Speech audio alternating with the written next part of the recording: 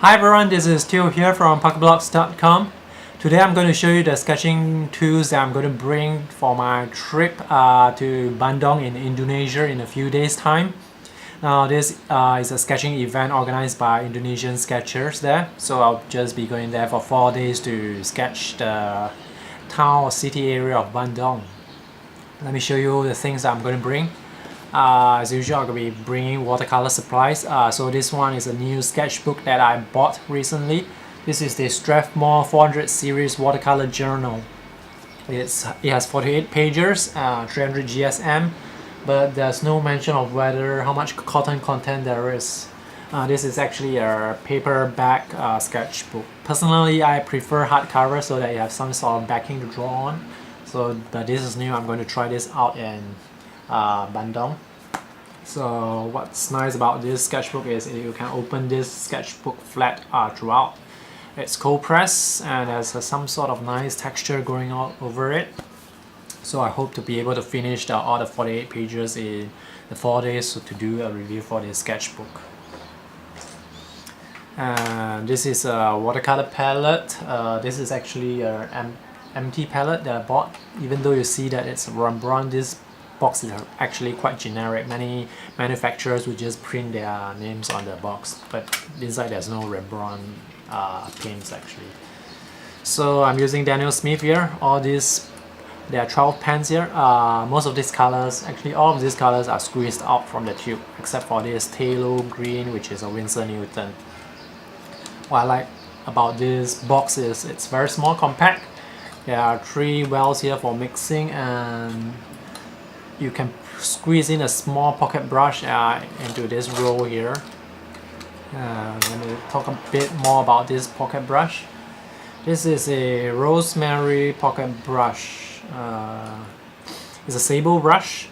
I'm not sure if you can see this clearly. Let me zoom in closer.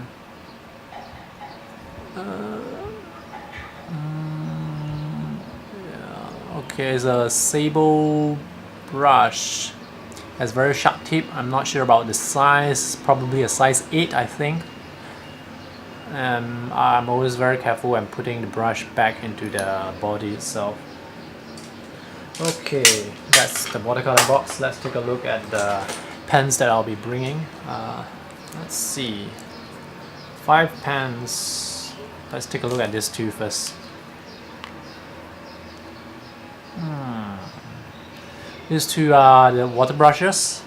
Because I'm bringing the rosemary sable brush, I will not be using this. These 2 are just for backup purposes. So the top one is a Kuretake and the bottom one is a Pentel water brush. Depending on the weather, if it's wet, then I will probably be using the water brushes. This is a Pelikan M200 fountain pen. This is one of my favorite. It's a gold-plated steel nib, I think, with some degree of flex in it, but not too much. What I like about this pen is it can hold a lot of ink.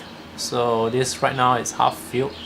So when I fill it up all the way, I think it's about maybe, I'm not sure how much it can hold, but definitely with it for the 4 days, I will not be needing to refill this pen. It's a very good pen. And this is another pen. This is the Duke M209. I brought this to the Hanoi sketch trip as well.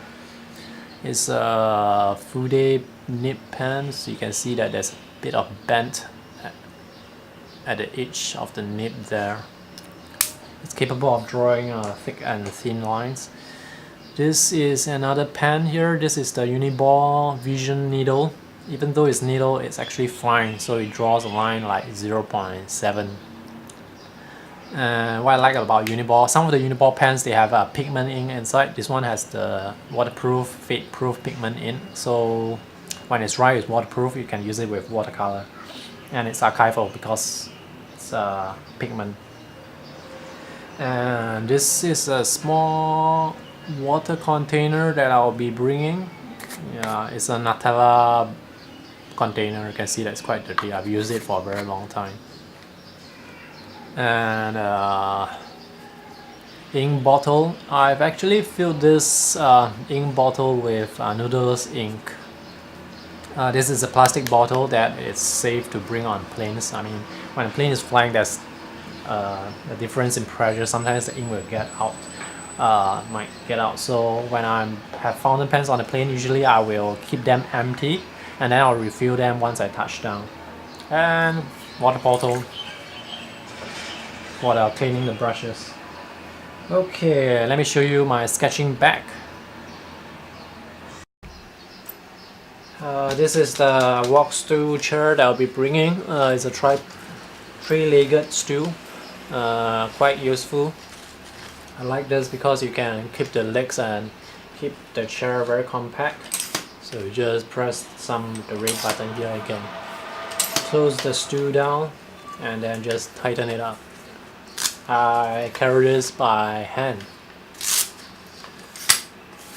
You extend the leg and you just open it up and you can sit on it. It's quite strong actually.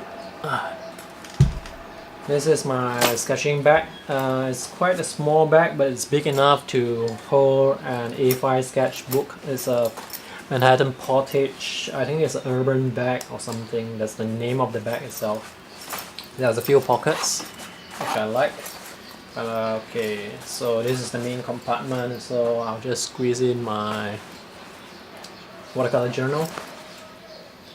Then I'll throw in the water bottle as well, sketching palette, and the bottle, small bottle, the ink bottle, and yes, can close it up a bit so I can clip it. So for the water brushes and the pens, I will keep them.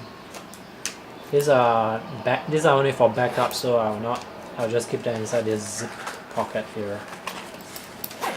Now, nice thing about this bag is that it has a side pocket here.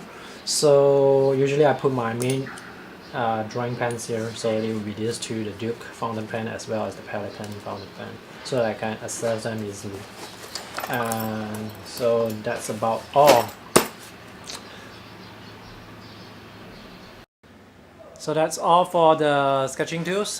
This is how the bag looks like. It's quite small and compact. So usually I would just sling this bag over my body when I sit on the stool to draw. That's all for the video. Thank you for watching. If you have any questions regarding the tools and materials that I use, you can post them in the comment section just below.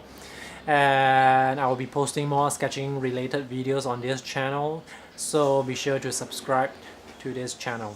Thank you for watching.